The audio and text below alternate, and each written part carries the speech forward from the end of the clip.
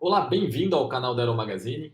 Hoje temos uma entrevista especial. Tenho um grande prazer de receber o Rodrigo Garrubo. Ele é aluno da Faculdade de Tecnologia de Eindhoven, lá na Holanda. Faz parte do clube de voo, embora esteja se criando uma carreira em arquitetura bem interessante. São modelos diferentes do que a gente conhece aqui no Brasil.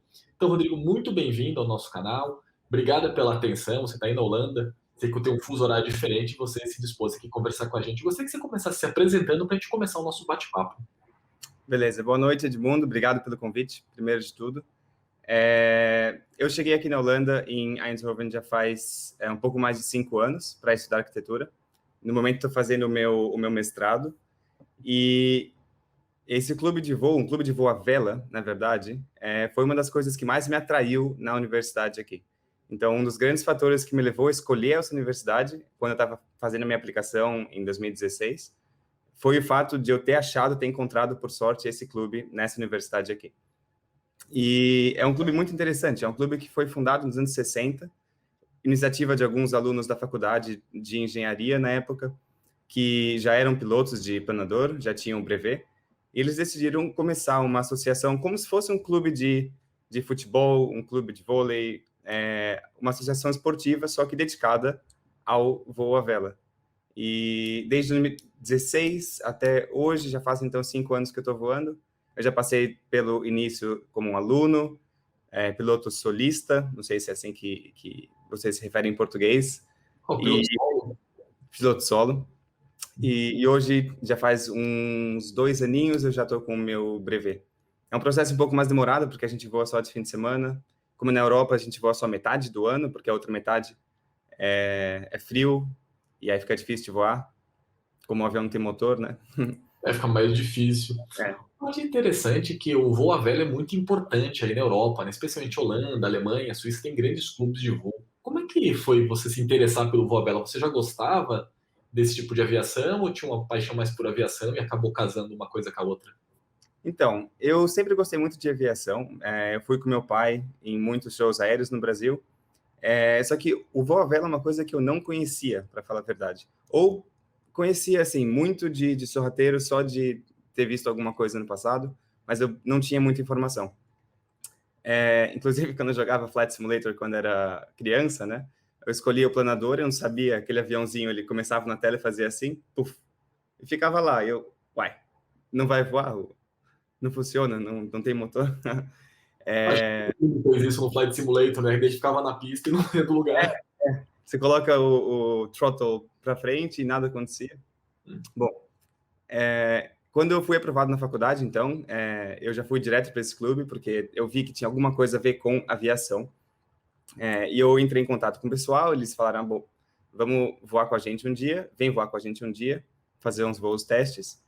E eu vi que é só uma galera, um pessoal novo, claro, os instrutores são membros que começaram a voar no clube quando eles eram alunos, então, se um instrutor hoje está com 45 anos, ele provavelmente já é membro do clube há mais de 20, 25 anos.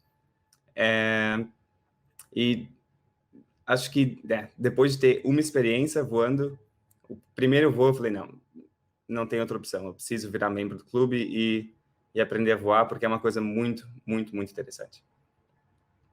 Uma coisa, como é que funciona a aplicação para você entrar no clube? É automático por você ser aluno da universidade? Ou você tem que fazer uma prova, tem um processo especial para esse clube? Então, não existe processo nenhum. A única coisa que o clube tem um pouco de, eu não diria receio, mas eles ficam atentos com alunos estrangeiros, porque tem muito aluno estrangeiro que vem estudar na Holanda, fica 3 ou 5 anos, depois volta para casa, né? E muitos desses alunos acabam ficando no clube por um ano ou até menos. E como o nosso clube é um clube estudantil e a gente faz tudo na base do trabalho voluntário, então, dos próprios alunos continuarem no clube e virem um dia se tornarem instrutores.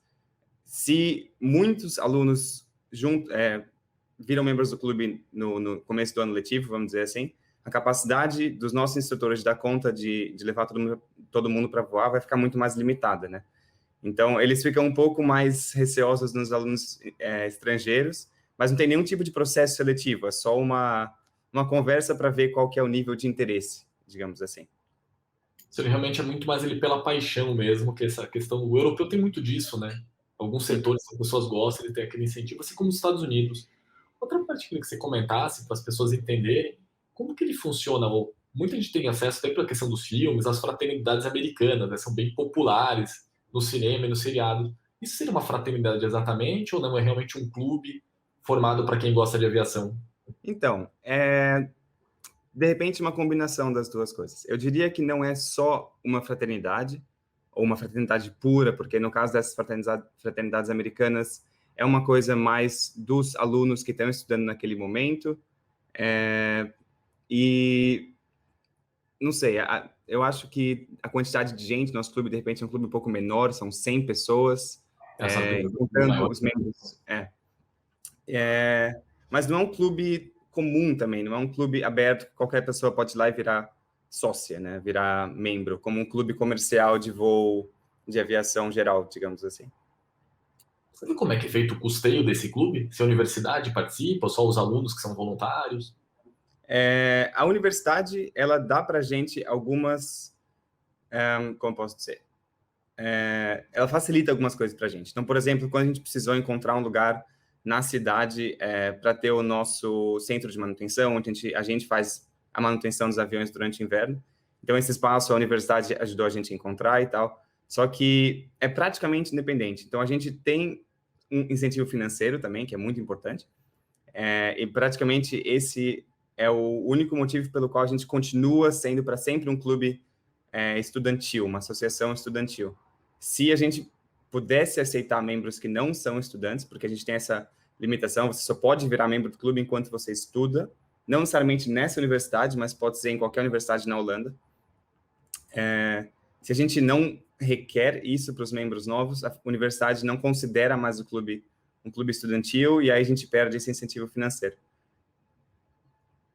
Interessante ter essa diferença também, que é importante, né? Também tem muitos clubes assim nos Estados Unidos, mas como você falou, um pouco híbrido aí, então ele é um clube mais restrito, não é tão grande quanto uma fraternidade e tem essa limitação. Com um aluno, por exemplo, você se formou daqui a algum tempo, você poderia continuar voando ou não? Nunca mais você voa nesse clube estudantil. Não, sim, claro. Inclusive, a gente depende disso para sobreviver, né? A gente precisa dos alunos que, uma vez formados na faculdade, então, digamos, se você vira membro no começo dos seus estudos, 5 anos depois, você é provavelmente um piloto que já tem brevet, você já está voando cross-country, mas se você não continua, pelo menos alguns desses alunos não continuam, o clube não vai ter instrutor, não vai ter técnicos para fazer manutenção, não vai ter... a quantidade de alunos seria muito maior do que a quantidade de pilotos experientes, né?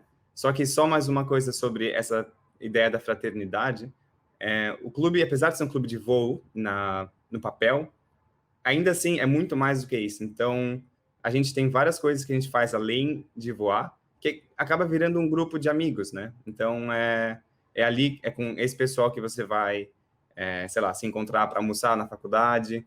Existe que nem no caso das fraternidades, tem uma casa da associação com uma república, né? Acho que é assim que se refere para as casas estudantis da universidade, digamos assim, com 14 quartos.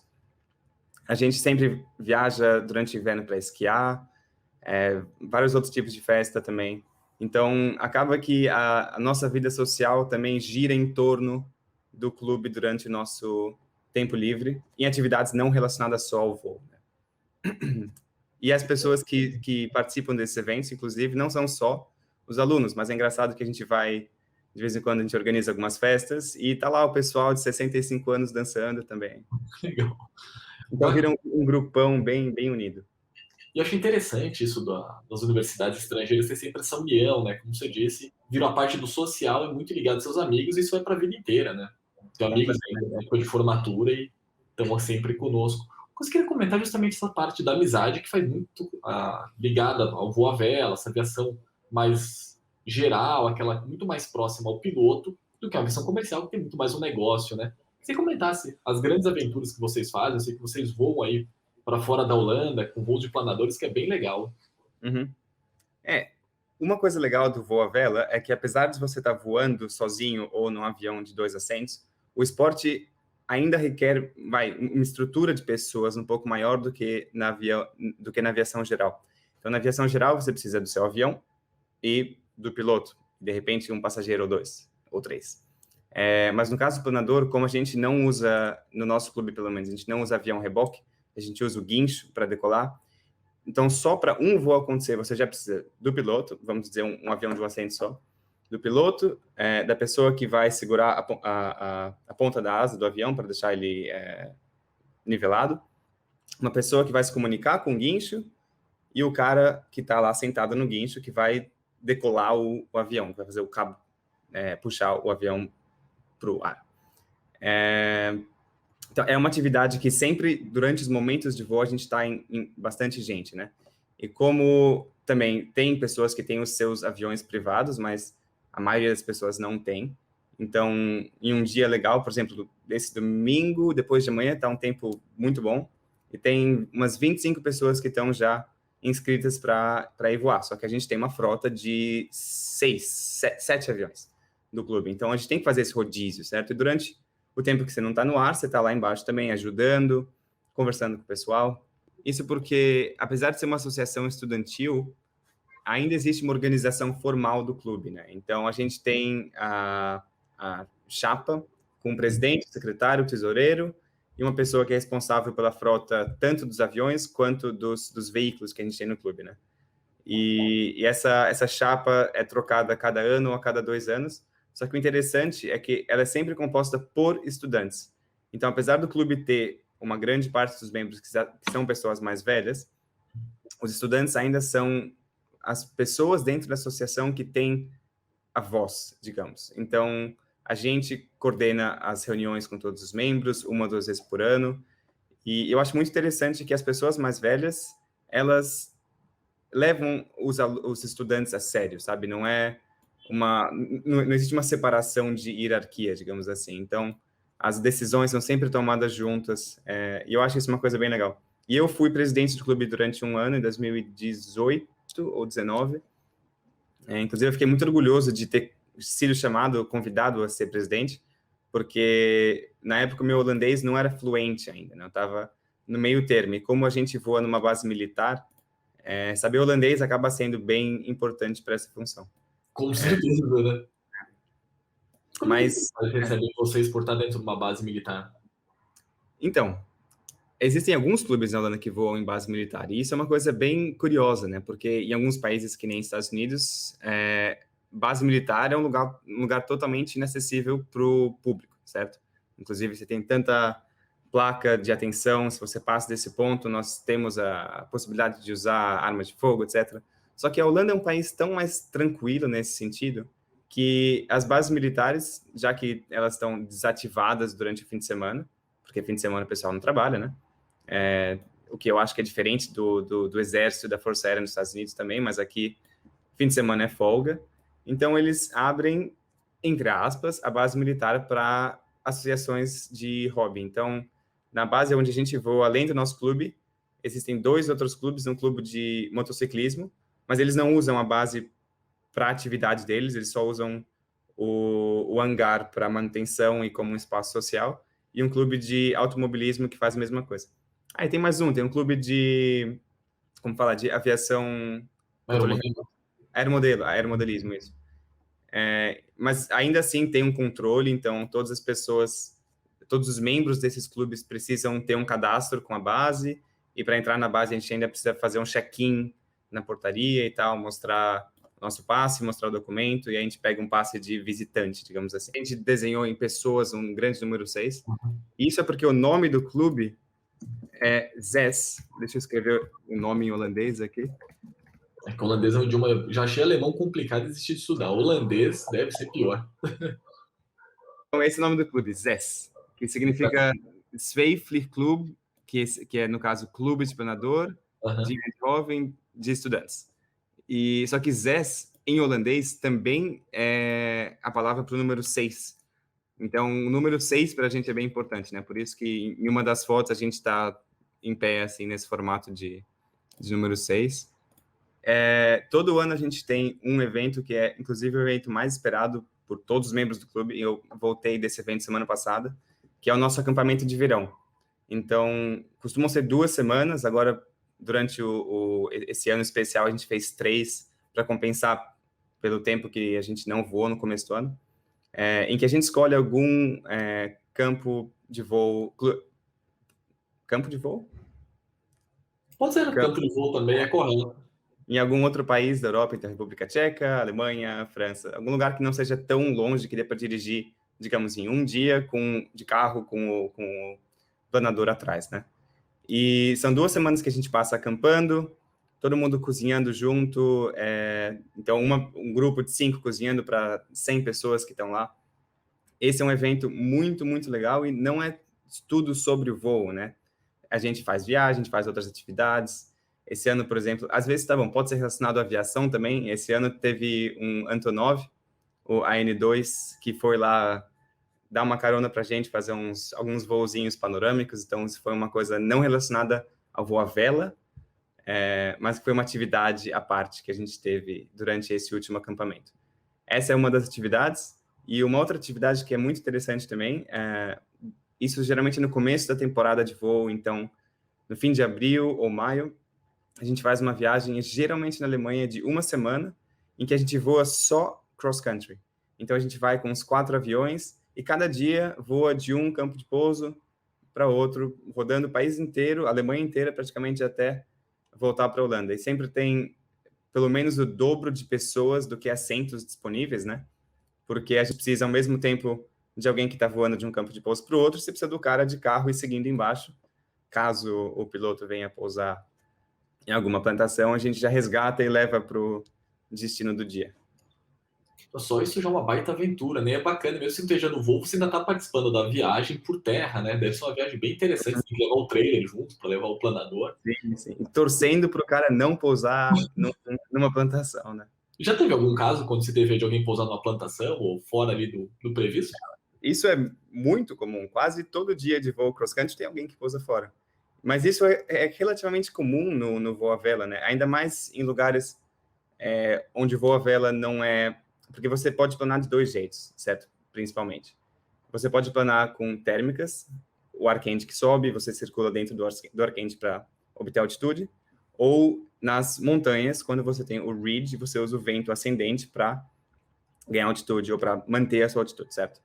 Na Holanda, acho que como muita gente sabe, não tem montanha. É um país inteiro plano. Então, o único jeito de voar aqui é com térmicas. E as térmicas são muito mais...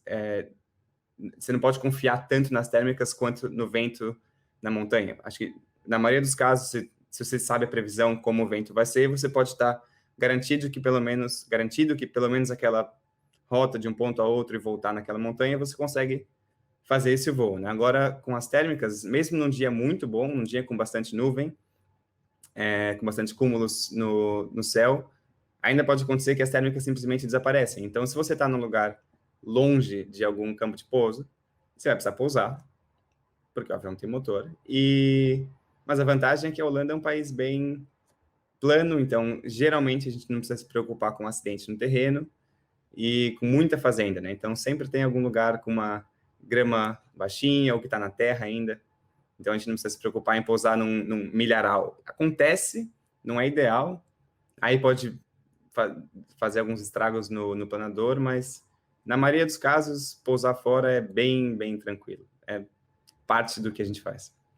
Bacana. E já teve alguma reação negativa do dono da fazenda, por exemplo, você pousar em cima do milharal ou das tulipas e destruir parte, fazer uma nova pista ali?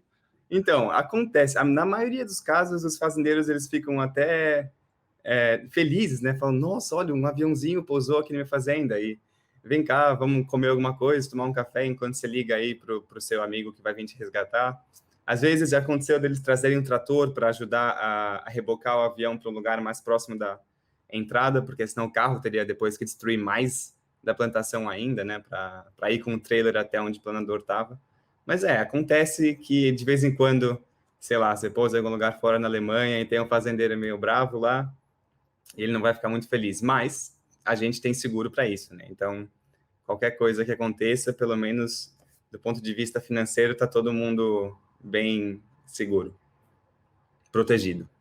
Por exemplo, se a gente voa de uma base militar, a gente não pode pousar em uma outra base militar, mesmo que tenha atividade de voo à vela acontecendo lá. Então, aconteceu com um membro do nosso clube, quando ele era estudante, uns 10, 15 anos atrás, com um aviãozinho K-8 da Schleicher, que é ainda em madeira, e ele estava perdendo altitude e ele precisava pousar em algum lugar, e porventura ele estava perto de uma outra base militar, onde também acontece voo à vela de fim de semana, mas naquele dia não estava acontecendo, né? Então estava bem quieta a base. E ele decidiu pousar lá, mesmo sabendo que teoricamente isso não é permitido, em vez de pousar numa fazenda, porque você tem uma garantia maior de encontrar uma pista de pouso boa, né, que não vai destruir o seu avião. E só que uma vez que ele pousou, ele sentou, porque ele sabia que alguém, alguma hora ia vir lá interceptar ele. Depois de uns 15, 20 minutos sentado ali do lado do avião, chegou um jipe e falou: você sabe que você não pode fazer isso, tal. E foi um processinho. Então, daquele dia até umas 10 horas da noite, ele ainda ficou meio sendo interrogado. Então, acontece de vez em quando alguns pepininhos, mas geralmente tudo é bem tranquilo. Ah, legal. É interessante nessa diferença, né, de reação também. Muitos acho que realmente devem achar interessante, né? O planador é um avião que ainda chama muita atenção, uma aeronave bem bonita, Uhum. a diferença. Se contasse também as suas experiências de voo, quais são as que mais te marcaram nesse tempo todo que você está, tanto nas viagens pela Alemanha ou pela Europa, mas também na própria Holanda, que é, como você disse, muito diferente do Brasil, né? Um país plano com muitas plantações, bem diferente que a gente tem de paisagem aqui. Sim. Na Holanda, eu ainda não tive nenhum voo, desde que eu comecei, nenhum voo muito longe do meu campo de pouso. Então, eu voei em alguns campos diferentes, explorei áreas diferentes. É legal que, em alguns momentos, quando a visibilidade está boa, como é um país bem compacto, né? Você consegue ver vários aeroportos, uns 3, 4 aeroportos praticamente visíveis a olho nu de um lugar só. Mas eu acho que o meu momento até agora mais marcante foi quando depois que eu passei as minhas provas práticas para obter o brevet, que é a SPL, né, Sailplane Pilot's License. O primeiro voo que eu tive com um passageiro voando atrás de mim, que foi com um dos meus melhores amigos, um menino da Sérvia. Então foi muito interessante voar com alguém pela primeira vez que não seja um instrutor gritando que tem que colocar mais pedal porque está descoordenado e tal. Então, acho que esse foi o momento mais feliz, poder compartilhar um voo com alguém, com um amigo. Eu já voei com pessoas da família também, com a minha prima, que veio para cá ano passado. Isso é muito gratificante, poder voar com alguém, assim, próximo. Ah, com certeza. Sempre que a gente leva alguém da família, um amigo para voar, é bem bacana, né? É. Meu pai, hoje em dia, ele não voa muito comigo. Um dia eu fiz um ensaio pé no Magazine, eu não lembro qual avião que foi. A gente fez umas acrobacias e meu pai disse: nunca mais na minha vida eu piso no avião com você. Eu falei: mas é só uma coisa que voa comigo. Aí depende muito do passageiro, né? Tem passageiro que pede para você fazer uns loopings, tem passageiro que pede, não, faz o voo mais calminho que der. Exatamente. A emoção é só voar, né? Não é para exagerar além disso. Mas o planador, ele voa tão macio. Eu não sei se você já voou de planador antes. Uma única vez. E claro que depende um pouco de como o tempo tá no dia. Se tiver meio turbulento, é um pouco mais mexido, né? Só que, geralmente, bom, as velocidades são bem mais baixas do que num avião motorizado, claro. Então, uma velocidade média de cruzeiro seria 100 km por hora, que deve dar uns 56, 57 nós, acho. Por aí. Bom, a gente está sempre junto com a massa de ar, né? Então, se a massa mexe, a gente mexe junto, por isso que acaba sendo um voo bem tranquilo na maioria dos momentos. Ah, interessante. E como é que você falou para as pessoas entenderem a questão de como é que reboca com cabo? Eu lembro que na Alemanha tem muita gente que sai correndo numa descida, numa montanha, entra no planador e se joga ali de penhasco, ele começa a voar evidentemente.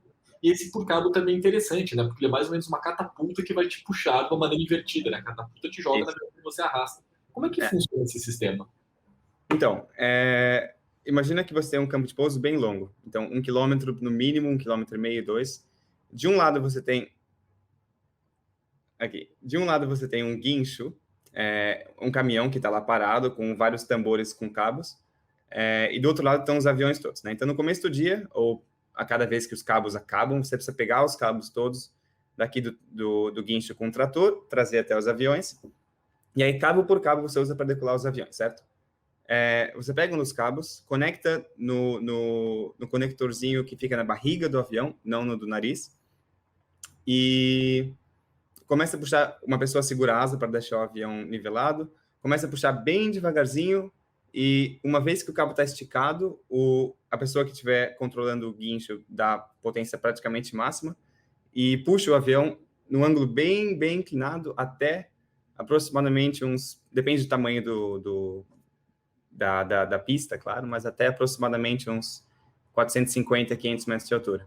E ali o piloto desconecta, e é a responsabilidade dele ou dela encontrar térmica para continuar voando, né? Só que a gente não tem essa liberdade de poder escolher a nossa altitude como teria com um avião reboque. Ah, com certeza. Você sempre decola, então, no ângulo de máximo sustentação, né? Você decola com ele com pitch bem alto, né? Eu diria que se o vento estiver legal, quanto mais vento dá para pegar mais ângulo, com certeza mais do que 45 graus. E isso é uma coisa interessante para os passageiros, para quem nunca voou antes, porque o voo começa de um jeito bem emocionante, né? Então você tem essa aceleração que em 2 segundos você já de 1 km por hora, só dele puxando devagarzinho até a velocidade de voo, que vai uns 120, em 1 segundo e meio, 2. Então dá aquele puxão bem forte, sai do ar nesses 2 segundos, sai do chão nesses 2 segundos e decola bem inclinado. Então é um momento empolgante para quem nunca voou antes. Interessante que é quase uma decolagem de um caça, né? Aquela aceleração muito bruta e uma saída meio radical. E com planador, né? Que é justamente aquele voo mais sereno, voo muito mais calmo, que você está com uma relação mais próxima da máquina. Exato. Mas é um método bem eficiente, porque você consegue decolar vários aviões num intervalo de tempo bem menor do que você conseguiria com um avião reboque. E sai muito mais barato, porque o avião reboque você precisa pagar o combustível, as horas do motor, claro, e o piloto. E no nosso caso, principalmente por ser um clube, uma associação, né, não um clube comercial, então você não precisa pagar quem está lá controlando o guincho, e o único gasto é o combustível do guincho, que para cada decolagem deve ser 1,5 litro de diesel, vai? Então é bem mais barato do que rebocar um avião até 1.000 metros de altura, com certeza. É interessante essa diferença. Eu ia até te perguntar se você sabia quanto que ele consumia de óleo, tem bem pouquinho, 1,5 litro, é quase nada, para essa operação, né? Que o avião vai consumir só na partida dele para esquentar o motor ali. Um avião Exato. E potencialmente... Não, por favor, por favor. Não, eu ia falar que potencialmente com esse 1,5 litro, se o piloto for bom, consegue voar num dia bom, né? 700 quilômetros, 800 quilômetros. Então, acho que é um meio de transporte bem eficiente do ponto de vista do consumo de combustível. Ou seja, na Europa, que se fala muito em questões ambientais hoje, seria o meio de transporte mais eficiente do mundo, né? 700 quilômetros com 1 litro de combustível. Exato. E tem guincho que é elétrico, aí fica mais sustentável ainda. Uma coisa que eu te pergunto, você já chegou a voar aqueles motoplanadores elétricos, daquele motor que ele é rebativo, ou aquele que você também se lança da montanha, ou ainda não? Então, da montanha ainda não, porque no caso a gente não tem montanha aqui. E em outros países que a gente foi voar, a gente geralmente não usa métodos que a gente não está acostumado. Então, alguns pilotos do clube também sabem fazer reboque. Então, esse é o método que a gente usa geralmente quando está num campo de pouso fora do país, onde não tenha guincho, né? E a outra pergunta foi? A outra pergunta, você já voou aqueles motoplanadores que tem aquele motor rebatível, que você guarda ele, que são geralmente elétricos? Uhum. Um dos aviões do nosso clube, que é um DG-1000, ele tem um motorzinho, só que ele não é elétrico, nesse caso é a combustível, e ele não é um self-launcher, então você não consegue decolar com esse motor, mas ele é só um recoverable. Então, uma vez em voo, num voo cross-country, por exemplo, você consegue usar o motor para recuperar a altitude caso você esteja abaixo. Só que no caso, eu nunca tive experiência ainda de voar no planador com o motor, mas é uma coisa que eu gostaria bastante de fazer. Vai ser interessante, né? Uma vez eu voei num motoplanador brasileiro, era bem diferente, estava voando, você desligava o motor, ele virava de um planador, né? O avião que falava, invertia a situação dele, era bem curioso, assim, a reação, mas disse que não era tão ideal pela questão do CG, se tinha na prática, o motor ali na frente também te atrapalhando, e uma hélice que dava rastro. Sim, Então, sim. né? É interessante que você ainda consegue planar com o motoplanador, certo? Só que ele não é tão aerodinâmico quanto... Porque são dois tipos diferentes. Um é o planador convencional, com aquele motor retrátil, mas tem os motoplanadores, que são aviões que se você não souber, você não vê a diferença entre um motoplanador e um ultraleve ou um avião um avião a combustível pequeno, digamos assim. Só que, por ele ter uma razão eu não sei os termos em português, desculpa, mas ter o tamanho da asa maior do que o de um avião comum a motor. Então, você tem essa possibilidade ainda de desligar o motor, como você disse, e simplesmente tentar pegar algumas térmicas e ganhar altitude sem usar o motor. Mas ele não seria tão eficiente, claro, quanto um planador convencional. Né? Então, você falou a questão de asa, para quem não conhece, para a gente já encerrar nosso bate-papo, não ficar também tão longo e tomar seu tempo, explicar também a importância da asa. É uma asa de grande alongamento, né? Então, ela é uma asa muito estreita e muito comprida. Você também explicar como isso facilita o voo para nessa situação que você não tem um motor e consegue voar 700 quilômetros, que é basicamente um avião aí, um motor que dá para ir nessa distância.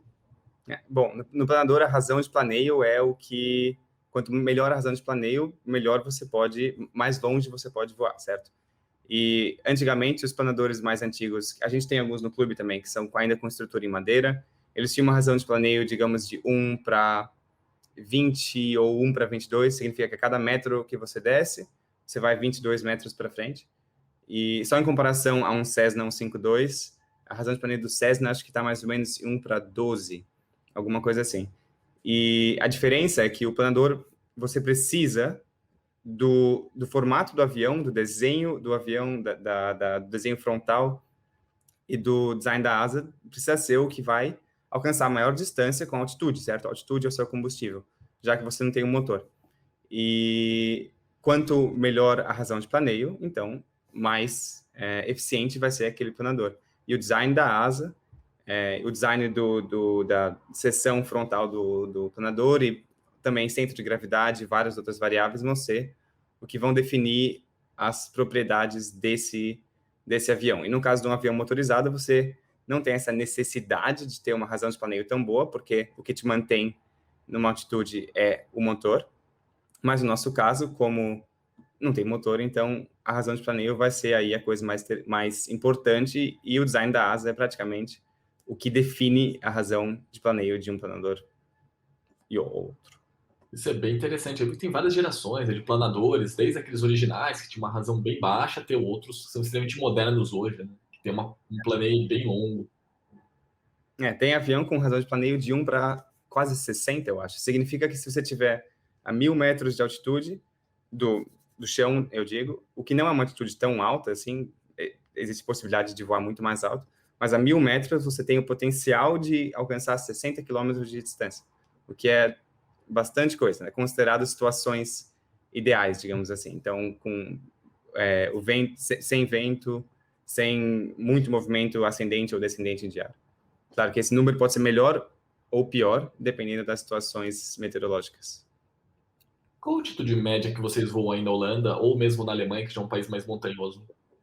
O tipo de, desculpa? A altitude máxima que vocês voam, a média, pelo menos? Aqui na Holanda, existe um limite do flight level 95 em algumas áreas, e na maioria das áreas, flight level 65. Mas isso porque a Holanda é um país bem apertado, né, do ponto de vista do espaço aéreo. São vários aeroportos, é um país bem pequeno. Agora, uma vez na Alemanha, se você estiver fora do TMA de algum aeroporto grande, o limite pode ser até flight level 120. Então, é bem mais tranquilo em outros países do que aqui. É um voo no FL-120, é consideravelmente bem alto e deve ser muito bacana o ar, por tudo que o ar já é mais estável, então você tem qualidades de voo ali bem interessantes mesmo. E só que a maioria dos casos, quando você voa nessa altitude, precisa levar máscara de oxigênio também, porque acima dos 3.000 metros já seria recomendado. E como o avião não é pressurizado nem nada, né? Então, voando muito alto, um piloto corre o risco de entrar num estado de hipóxia e nem perceber. Então, ter um oxigênio é bem importante também, em altas altitudes. O que também se torna um pouco desagradável, né? Você ficar com aquela cânula, a máscara também não é tão agradável, mas acho que a vista também um pouco compensa. Não é o pior, a pior das coisas quando você voa longe. A pior das coisas, no caso do planador, é o momento de ir no banheiro, né? Imagina. Porque num voo longo, num voo de 5, 6, 8 horas, principalmente quando está quente, então o cockpit vai ficar bem quente, porque vira uma estufinha. E no banheiro acaba sendo essencial, né? Então tem alguns métodos que os pilotos de planador usam para ajudar. Não é muito confortável, não é muito fácil, mas, bom. É que até os militares, toda essa Força Aérea Americana brinca que é essa hora de fazer um brinde, né? Fazer uma compensação. E para quem estiver assistindo já imagina o que significa isso, né? E aí fica para a imaginação. Ah, legal. Poxa, Rodrigo, muito obrigado pela conversa, adorei. Foi bem bacana. Você está sempre bem-vindo aqui no canal. Se tiver uma notícia, pode vir para cá para a gente bater papo não só de planadores, mas de qualquer coisa da aviação, que é sempre bem-vindo. Nosso público adora. Beleza, eu que agradeço. E qualquer hora que vocês estiverem, de repente, por aqui, só me dá um toque que a gente pode dar uma voltinha de planador. Seria um prazer. Vai ser um grande prazer mesmo. Muito obrigado pela presença. Eu que agradeço.